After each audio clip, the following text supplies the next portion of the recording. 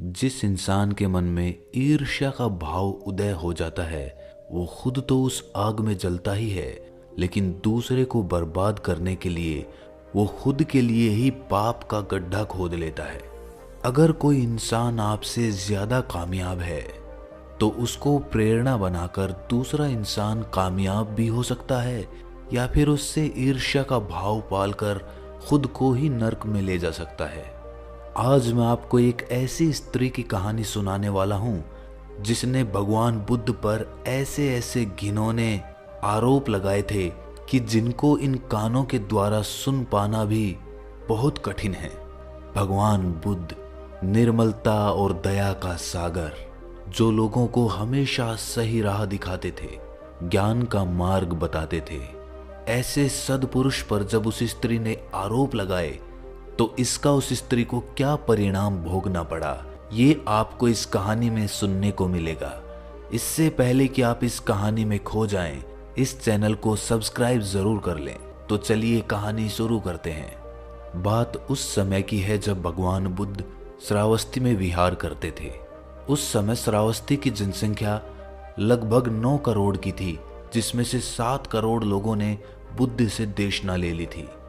बुद्ध के वचन इतने सत्य और स्पष्ट होते थे कि ज्यादा से ज्यादा लोग उनके संग से जुड़ते चले गए और उनकी ख्याति दूर दूर तक फैल गई।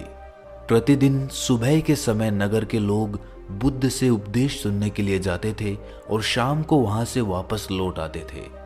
लेकिन इससे एक समस्या पैदा हो गई। बुद्ध की ख्याति के कारण तो दूसरे संप्रदाय के गुरुओं के पास लोगों का आना जाना कम हो गया। जो लोग पहले इन संप्रदायों के पास उनका उपदेश सुनने के लिए जाते थे वो भी अब बुद्ध के पास जाने लगे थे, जिससे उनको कार्य लाभ नहीं हो रहा था।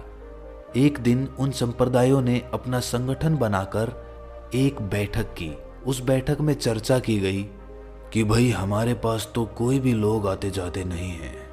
जब से ये बुद्ध आए हैं तब से लोगों का हमारे पास आना जाना ही बंद हो गया है, जिससे हमारे पास कुछ भी उपहार नहीं आते हैं। खाने पीने की वस्तुएं तो छोड़ो, दूसरे लोग हमारी तरफ देखते भी नहीं है, तो हमारा जीवन कैसे कटेगा। इस बुद्ध का हमें जल्द से जल्द कुछ करना होगा। तभी दूसरे आदमी ने पूछा, लेकिन इसमें हम कर भी क्या सकते हैं। इसके बाद वो पहला गुरु कहता है कि हमें बुद्ध की ख्याति कम करनी होगी, मतलब बुद्ध को बदनाम करना होगा, जिससे लोगों में उसके प्रति श्रद्धा का भाव कम हो और लोग वापस हमारे पास आने लग जाएं। हमें कोई ऐसी व्यवस्था करनी होगी जिससे कि बुद्ध इस नगर में बदनाम हो जाएं। उसी नगर में एक चिंचा नाम की तपस्विनी भी रहती थी। बहुत ही सुंदर थी। हिरणी जैसे नेत्र थे उसके, काली घटाओं जैसे बाल थे उसके, लेकिन थी वो तपस्विनी। तभी उस बैठक में एक गुरु को एक उपाय सूझा। उसने चिंचा का नाम लेते हुए कहा कि हमारे नगर में चिंचा नाम की तपस्विनी रहती है, बड़ी ही सुंदर है वो कुछ कर सकती है। अगर वो हमारी मदद करने के लिए तैयार हो जाए तो समझ लो हमारा काम तो बना बनाया ही है। तभी अकस्मात चिंचा का वहां पर आना हुआ।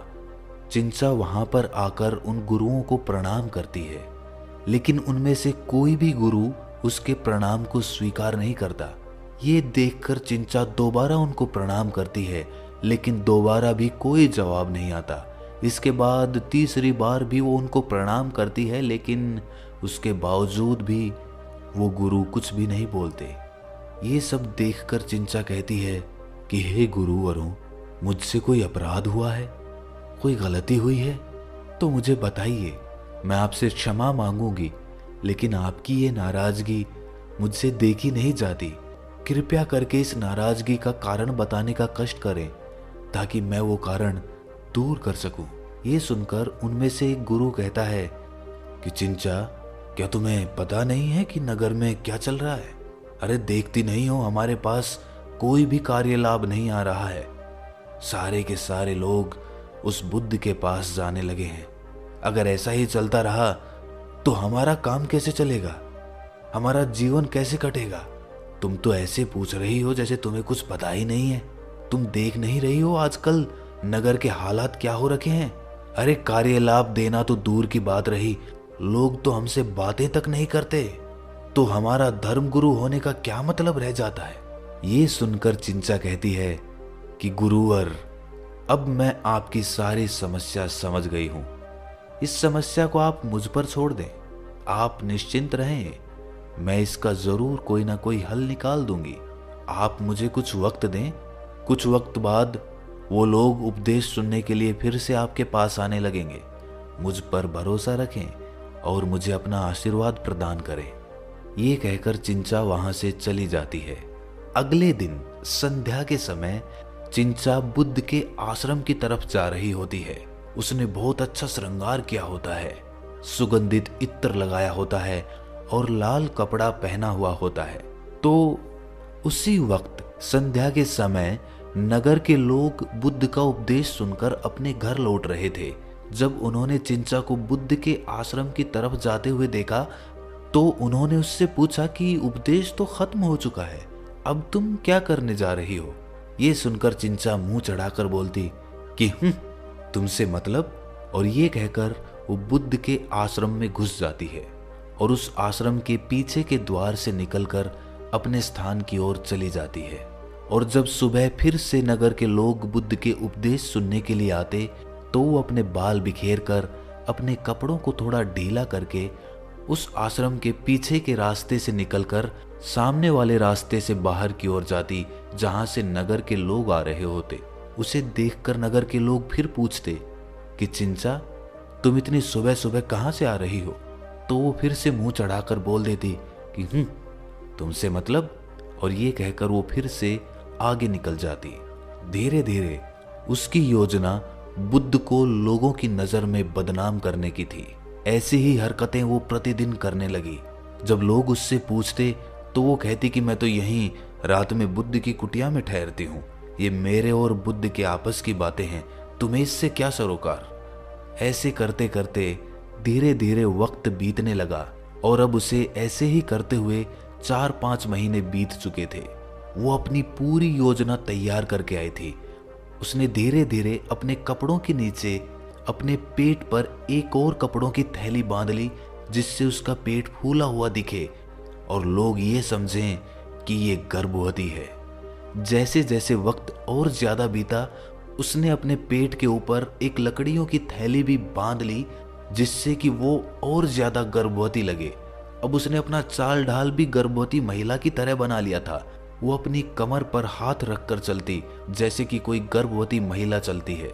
जब इस क्रियाकांड को 9 महीने बीत गए तो चिंचा एक दिन बुद्ध के आश्रम में पहुंची। उस समय बुद्ध प्रवचन दे रहे थे। उस प्रवचन में विशाखा, देवदत्त इत्यादि बहुत से लोग बैठे हुए थे।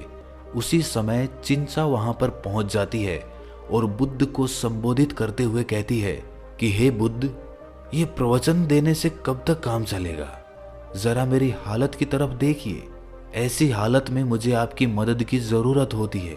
मुझे रहने के लिए एक ठीक ठाक घर चाहिए और कुछ मदद करने वाली दासियां भी चाहिए। अगर आप ये नहीं कर सकते हैं तो आप देवदत्त महाराज को बोल दीजिए, वो मेरे लिए ये सब व्यवस्था कर देंगे। लेकिन जब आपने इस बच्चे का बीज मेरे पेट में डाला है तो आपको जिम्मेदारी तो लेनी होगी। आप अपनी जिम्मेदारियों से भाग नहीं सकते। ये सुनकर सभा के सभी लोग अवाक रह गए।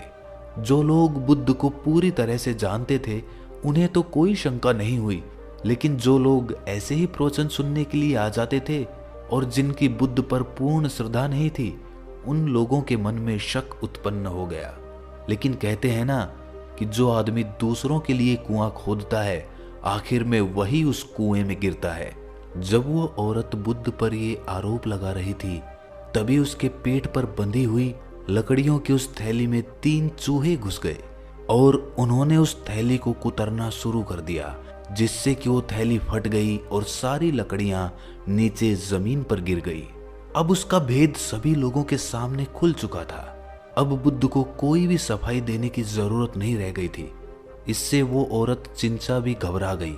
उसे लगा कि क्योंकि उसका भेद अब लोगों के बीच में खुल चुका है तो लोग उसको जान से भी मार सकते हैं, और यही सोचकर वो वहां से भागने लगती है। और पौराणिक कथाओं में लिखा हुआ है कि वो औरत जैसे ही बुद्ध की नजरों से ओझल होती है, उसके चारों तरफ आग लग जाती है और धरती वहां से नीचे धंस जाती है और वो औरत पाताल लोक में समा जाती है। कहा जाता है कि वो 3 चूहे जिन्होंने उस थैली को कुतरा था, वो भी देवताओं के ही रूप थे। इसके बाद बुद्ध ने कहा कि ये औरत पिछले जन्मों में भी मुझे बदनाम करने की कोशिश कर चुकी है। बुद्ध ने बताया कि बहुत समय पहले वाराणसी में ब्रह्मदत्त नाम का एक राजा राज करता था। बुद्ध उसकी इकलौती संतान हुआ करती थी और उस जन्म में बुद्ध का नाम प्रद्युम्न कुमार था। बहुत ही सुंदर और सुशील बालक था, लेकिन बचपन में ही प्रद्युम्न कुमार की माता की मृत्यु हो जाती है, जिसके बाद ब्रह्मदत्त यानी कि प्रद्युम्न कुमार के पिता को एक और शादी करनी होती है और उस महल में प्रद्युम्न कुमार की सौतेली मां आ जाती है। कुछ समय तक तो सब कुछ ठीक चलता रहा, लेकिन एक बार ब्रह्मदत्त के राज्य पर किसी दूसरी सेना ने हमला कर दिया। ये देखकर जब ब्रह्मदत्त को इसके बारे में पता चला तो उसने सारा राजपाट प्रद्युम्न कुमार को सौंपकर कहा कि मैं तो बेटा युद्ध के लिए जा रहा हूं, अब यहाँ की देखरेख तुम्हें ही करनी है और हाँ, अपनी सौतेली माँ का ध्यान भी तुम्हें ही रखना है। और ये कहकर राजा ब्रह्मदत्त युद्ध के लिए निकल जाते हैं। समय बीतता है और ब्रह्मदत्त वो युद्ध जीत लेते हैं। युद्ध जीतने की सूचना वो प्रद्युम्न कुमार तक पहुंचाकर कहते हैं कि पूरे राज्य को भव्य तरीके से सजा दिया जाए, क्योंकि हम युद्ध जीतकर वापस अपने राज्य में लौट रहे हैं। इसके बाद प्रद्युम्न कुमार ने पूरे राज्य को भव्य तरीके से सजवाया और अपनी सौतेली माँ की इच्छा जानने के लिए वो उनके महल में पहुंचा। उसने अपनी सौतेली माँ से कहा कि हे माँ, आपको किसी चीज की जरूरत हो तो मुझे बताइए, मैं आपके लिए वो चीज यहीं पर मंगवा दूंगा। जब वो औरत प्रद्युम्न कुमार को देखती है तो वो उसकी सुंदरता पर मोहित हो जाती है। वो देखती है कि उसके सामने कितना सुंदर युवक खड़ा हुआ है। कुछ सोचकर वो प्रद्युम्न कुमार को कहती है कि आओ, मेरे बिस्तर पर बैठकर आराम करो और यहीं मेरे साथ रात बिताओ, मैं यही चाहती हूँ। ये सुनकर प्रद्युम्न कुमार हाथ जोड़कर बोलते हैं कि नहीं, ऐसा नहीं हो सकता। हमने तो आज तक किसी भी स्त्री को आंख उठाकर भी नहीं देखा है। हमारे अंदर किसी भी स्त्री के लिए काम वासना का कोई विचार आज तक नहीं आया और आप तो हमारी माँ तुल्य हैं। ऐसा पाप मुझसे कभी नहीं हो सकता। ये सुनकर वो औरत कहती है कि अगर तुम मना करोगे तो मैं तुम्हें फांसी पर चढ़वा सकती हूँ, क्या तुम्हें ये बात मालूम है? ये सुनकर प्रद्युम्न कुमार कहते हैं कि ये घोर पाप करने की बजाय मैं फांसी पे चढ़ना अधिक उपयुक्त समझता हूँ। आप चाहे जो भी कर लें, चाहे मेरे प्राण तक ले लें, लेकिन मैं ये घोर अपराध कभी नहीं कर सकता। प्रद्युम्न कुमार उसके महल से वापस चले जाते हैं। उसके जाने के बाद वो रानी सोचती है कि कहीं इसने जाकर महाराज को सब सत्य बता दिया तो मैं क्या करूंगी, महाराज तो मुझे मार ही डालेंगे। और ये सोचकर उसने एक योजना बनाई। उसने अपने बाल बिखेर लिए, अपने शरीर पर नाखूनों से निशान बना दिए और अपने कपड़ों को थोड़ा फाड़ लिया और वहां पर चिल्ला चिल्ला कर रोने लगी। उसकी चिल्लाने की आवाज सुनकर उसकी दासियां वहां पर आती है और उससे पूछती है कि हे महारानी, आपको क्या हुआ? ये सुनकर वो रानी कहती है कि जाकर महाराज को बुलाइए, मैं उन्हीं से बात करना चाहती हूँ। जब दासियां ब्रह्मदत्त को बुला के वहां पर लाती हैं तो ब्रह्मदत्त उससे पूछता है कि हे महारानी, ये आपने क्या हाल बना रखा है? आपके साथ ऐसा दुस्साहस किसने किया? आप मुझे उसका नाम भर बताएं, मैं उसको फांसी पर चढ़ा दूंगा। ये सुनकर वो रानी कहती है कि जिसे आप मेरा ध्यान रखने के लिए बोल कर गए थे, उसी बेटे ने मेरी इज्जत के साथ ये खिलवाड़ कर दिया। ये सब किया कराया आपके बेटे का ही है।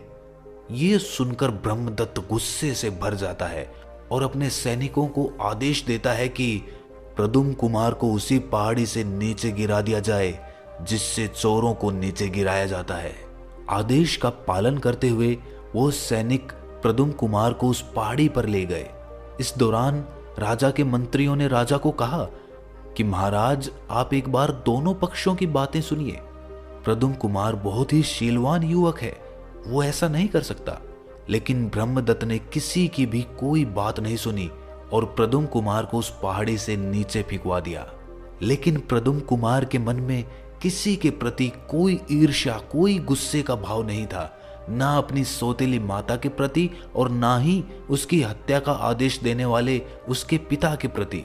जब वो पहाड़ी से नीचे गिर रहा था तो एक देवता ने उसे अपने हाथों पर उठा लिया और उसे अपनी गोद में ले लिया, जैसे एक पिता अपने छोटे बच्चे को गोद में ले लेता है। वो देवता प्रद्युम्न कुमार के मैत्री भाव के कारण उसकी सहायता करने के लिए विवश हो गया था। प्रद्युम्न कुमार के निर्दोष होने के बावजूद उसे सजा देने वालों के लिए उसके मन में मैत्री का भाव बना हुआ था, जिससे वो देवता तक प्रभावित हो गए थे।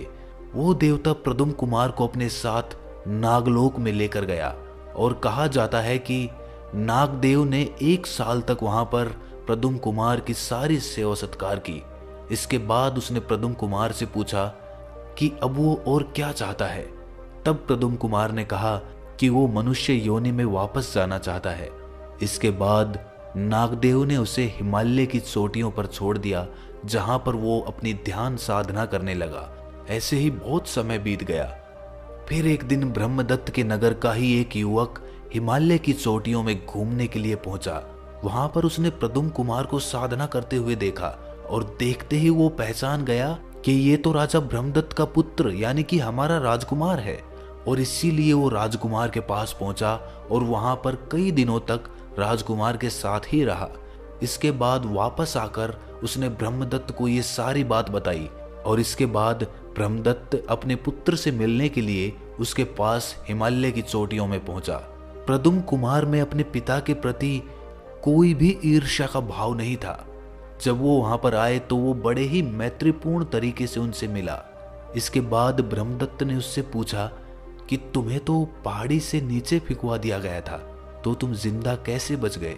इस पर प्रद्युम्न कुमार कहता है, क्योंकि मैं निर्दोष था और मेरे मन में मैत्री का भाव था, इसीलिए उस पहाड़ी से गिरने के बाद एक देवता ने मुझे बचा लिया।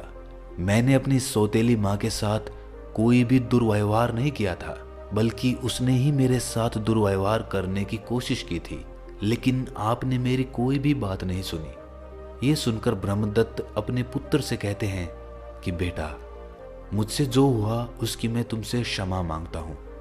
चलो अब वापस अपने नगर में चलकर राजपाट संभालो।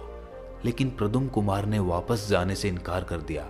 प्रद्युम्न ने कहा कि मैं उस दुनिया में कभी वापस नहीं जाऊंगा जहां पर केवल घृणा, द्वेष, ईर्ष्या, क्रोध, युद्ध वगैरह वगैरह फैले हुए हैं। मैं यहाँ पर बड़े ही आनंद में हूँ और मैं आगे भी यहीं पर रहना चाहता हूँ। इसके बाद ब्रह्मदत्त ने वापस आकर अपनी उस महारानी को उसी पहाड़ी से नीचे फेंकवा दिया। ये उपदेश खत्म करने के बाद भगवान बुद्ध ने सबको प्रणाम किया और वहां से प्रस्थान कर गए। तो दोस्तों, कैसी लगी आपको ये कहानी कमेंट सेक्शन में ज़रूर बताना, और अच्छी लगी तो चैनल को सब्सक्राइब ज़रूर कर लेना। तो मिलते हैं अगली वीडियो में, तब तक के लिए अपना ख्याल रखें।